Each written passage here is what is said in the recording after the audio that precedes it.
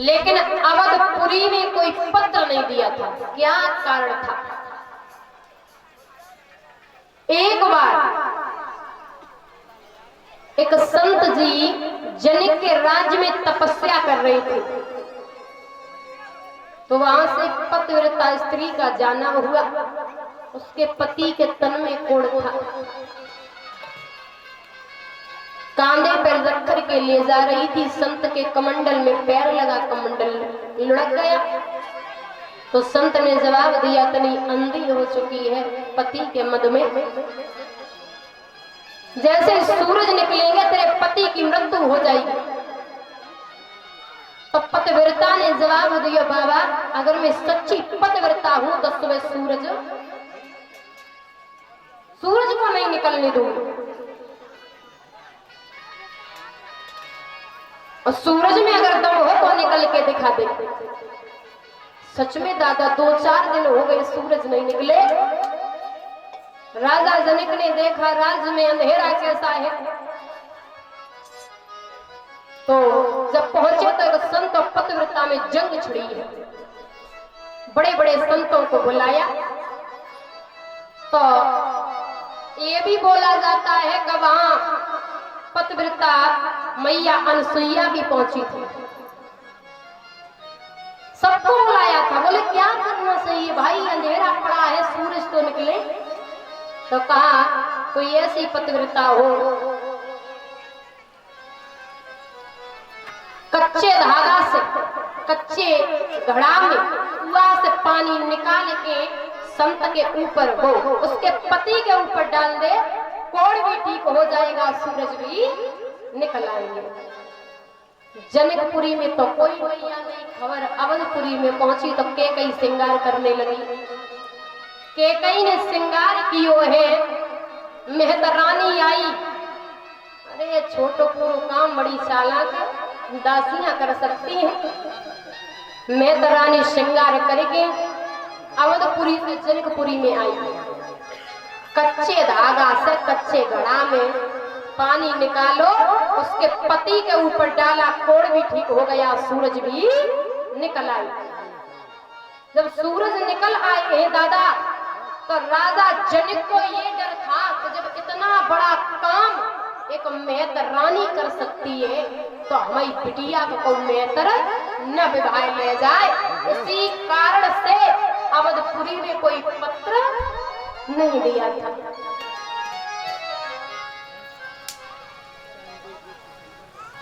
जनिक के यहाँ राजा महाराजा सभा में बैठे कि भूप से सदस्य एक ही बारा लगे उठावन टरे ना टारा। ऐसा नहीं है कि 10,000 राजा एक ही दाम में लग गए हुए ना, वहां 10,000 राजा बैठे थे। एक एक करके अपना पौरस धनुष पे अंजवा रहे हैं। भाई भोले बाबा का धनुष जैसे ही जात वैसे ही वजन बढ़ाएंगे। किसी ने नहीं उठा पाया।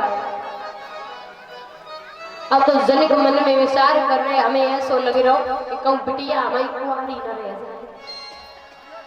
अब समझ लिया उन पुरखों की संतानों में तासीर नहीं। हम खुले तौर से कहते हैं पृथ्वी पे कोई वीर नहीं। जब पृथ्वी पे कोई वीर नहीं है, जब भोले बाबा के धनुष को तोड़ देवे। लक्ष्मण खड़े हुए, जवाब दियो जनिक, कैसी बातें कर रहे हो? जब तुम एक धनुष की बात कर रहे, जा कैसे 10-15 धनुष टूटती है। जनिक बोले तो टूट नहीं रहो, तुम 10-15 की बात कर रहे हो। तो विश्वामित्र लखन से बोले, तो विश्वामित्र के नहीं लगे, बैठो लखन खामोश, ये काम तुम्हारा है नहीं, क्यों प्रथा बढ़ाओ जो ये आपका काम नहीं है। आप छोटे हो, आपके बड़े भाई श्री राम प्रभु राम बैठे हैं। इशारा किया है, राम से कहा खड़े हो जाइए। राम खड़े हुए। विश्वामित्र बोले, देख का रहे हो, धनुष तोड़े हो। माताओं, गुरु प्रणाम मनई मन कीना, अति लंबा उठाए धनु लीना। गुरु के चरणों में प्रणाम किया और धनुष को उठा लिया। पता नहीं चला मेरे प्रभु राम ने कब धनुष को उठा लिया। ले त चढ़ाव त खींच त गाड़े, और काऊ ने लखा देख सब ठाड़े। किसी ने नहीं देख पाया। तेज न राम मध्य धनु तोरा, भरे भवन घनु घोरा कठोरा। एक जनकार तो कानों में आई, पर पता नहीं चला कब धनुष टूट गया है। जैसे दादा धनुष टूटो, जितने राजा कहाँ बैठे थे सब श्रीहीन हो गए, पता ही नहीं चलो। एक एक करके सब राजा सरक गए। श्रीयत भय भूप धन टूटे, जैसे दिवस दीप छबे छूटे। सब राजा निकल गए, पता नहीं गई, एक ही राजा नहीं टिका। रघुनाथ जी ने धनुष तोड़ो। दादा,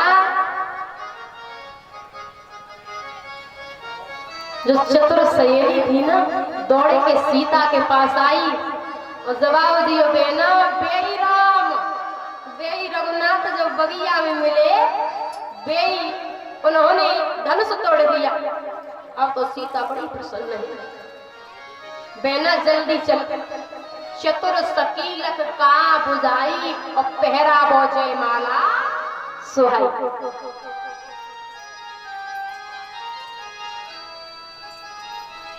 जयमाला पहना वो, चली है सीता। राम ने धनुष तोड़ा दादा तो 14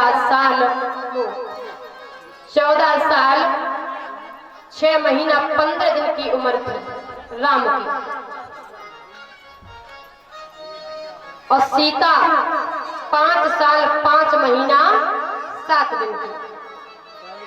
ठीक दुगना फर्क था, बहुत छोटी थी। तो जयमाला को नंबर आया। सीता की मैया में सरस्वतियां बोली, प्रभु राम से लला हमारी बिटिया बारी है, हमने जो के जयमाला डरवाए ले।